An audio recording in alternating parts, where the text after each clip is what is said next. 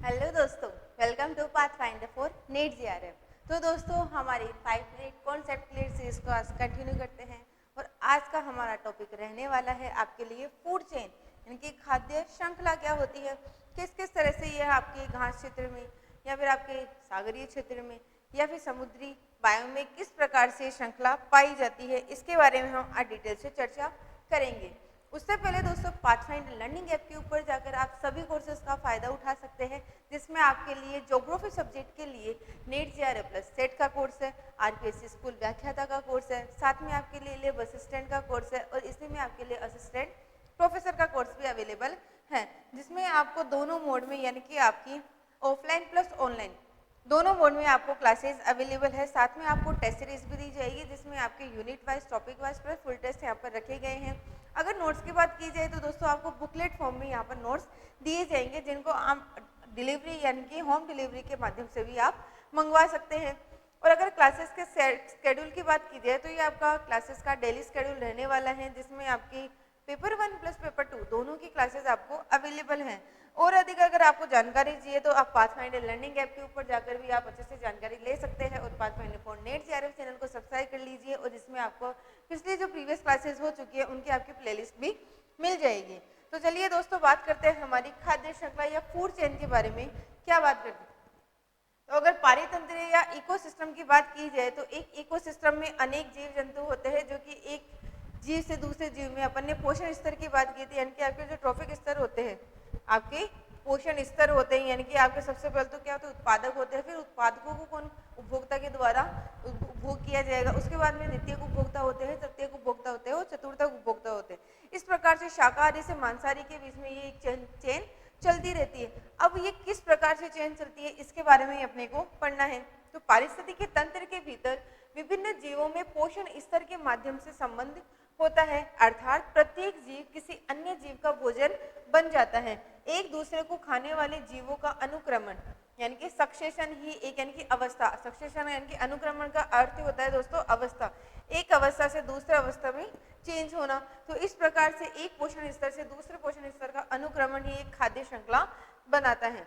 कुछ प्राणी केवल एक ही प्रकार का आहार करते हैं और इसलिए वे एक ही खाद्य श्रृंखला के सदस्य होते हैं, परंतु अन्य प्राणी अलग अलग प्रकार के आहार करते हैं, इसलिए वे न केवल विभिन्न खाद्य श्रृंखलाओं के सदस्य होते हैं, वरन अलग अलग खाद्य श्रृंखलाओं में उनके स्थान यानी कि पोषण स्तर भी अलग अलग हो सकते हैं।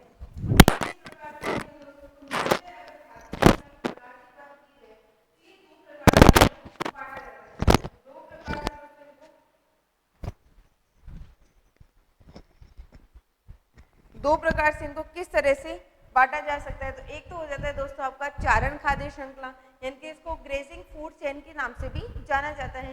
एक हो जाता है दोस्तों आपका अपृत खाद्य श्रृंखला, यानी कि आपका डेट्रिटस फूड चेन के नाम से भी इसको जाना जाता है। तो चारण खाद्य श्रृंखला की बात करें, यानी कि ग्रेजिंग फूड चेन, उपभोक्ता यानी कि आपके जो कंज्यूमर होते हैं, उपभोक्ता जो भोजन के रूप में पौधों और पौधों के भागों का उपयोग करके श्रृंखला का आरंभ करते हैं, यानी कि इसमें मुख्यतः शाकाहारी जीव जंतुओं को शामिल किया जाता है, चारण खाद्य श्रृंखला का निर्माण करते हैं। तो इसके एग्जाम्पल की बात की जाए तो सबसे पहले जैसे आपका घास हो गया, घास को आपके टिड्डा खाएगा, टिड्डे को आपकी पक्षीगण खाएंगे और पक्षियों को बाज खाएगा। तो इस प्रकार से उपभोक्ता से, उत्पादकों से लेकर उपभोक्ता तक का ये पूरा ये चेन चलता रहता है। अब इसमें बात करें अपृत खाद्य श्रृंखला यानी कि डेट्रिटस फूड चेन की, तो यह खाद्य श्रृंखला क्षय होते प्राणियों एवं पादप शरीर के मृत जैविक पदार्थों से आरंभ होकर यानी कि ये अपघटकों से स्टार्ट होगी। तो सीधा क्वेश्चन पूछा जा सकता है दोस्तों कि चारण खाद्य श्रृंखला आपके उत्पादकों से स्टार्ट होती है और आपकी जो अपृत खाद्य श्रृंखला है, डेट्रिटस खाद्य श्रृंखला है, वो आपके अपघटकों यानी कि जो कि मृत जैविक पदार्थ है वहां से आपकी स्टार्ट होती है। तो ये मृत जैविक पदार्थों से आरंभ होकर सूक्ष्म जीवों में तथा सूक्ष्म जीवों से अपृत खाने वाले जीवों तथा अन्य परभक्षियों में पहुंचती है।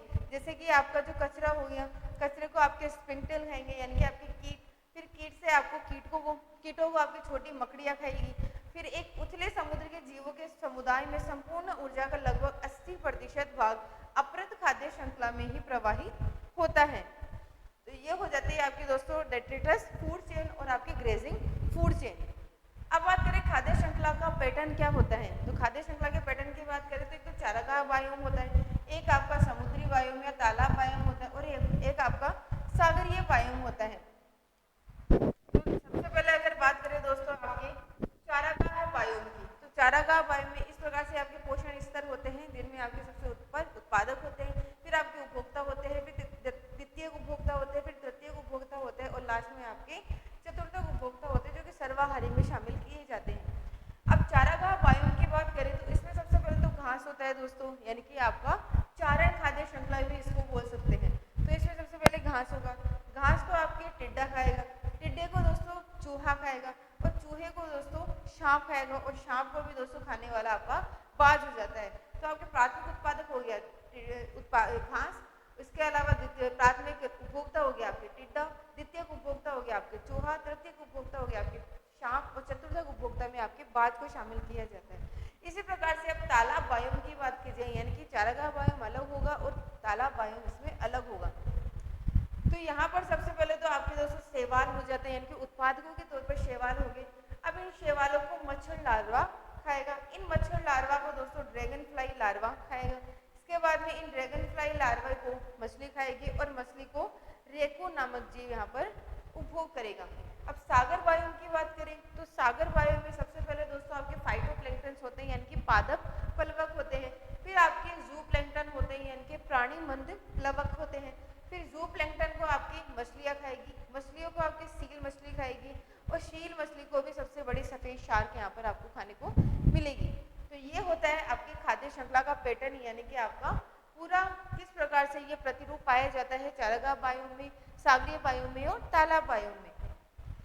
तो आई होप दोस्तों आपको ये क्लियर हुआ होगा कि खाद्य श्रृंखला क्या होती है, कि एक पोषण स्तर से दूसरे पोषण स्तर में जाना, यानी कि एक पोषण स्तर का उपभोग दूसरे पोषण स्तर के द्वारा किया जाता है। और अगर इसमें ऊर्जा की बात की जाए तो इसमें ऊर्जा का नियम चलेगा दोस्तों, ऊर्जा का नियम, यानी कि यहाँ पर 10% की ऊर्जा का नियम चलता है। ये 10% की ऊर्जा का नियम किस प्रकार से, जैसे आपके घास के अंदर अगर 100% ऊर्जा है तो इसको खाने वाले आपके टिड्डा के पास केवल 100% का 10% ही यहाँ पे इसको प्राप्त होगा और टिड्डे के पास जो ऊर्जा आएगी, यानी कि टिड्डे को अगर चूहा खाएगा तो चूहे के पास भी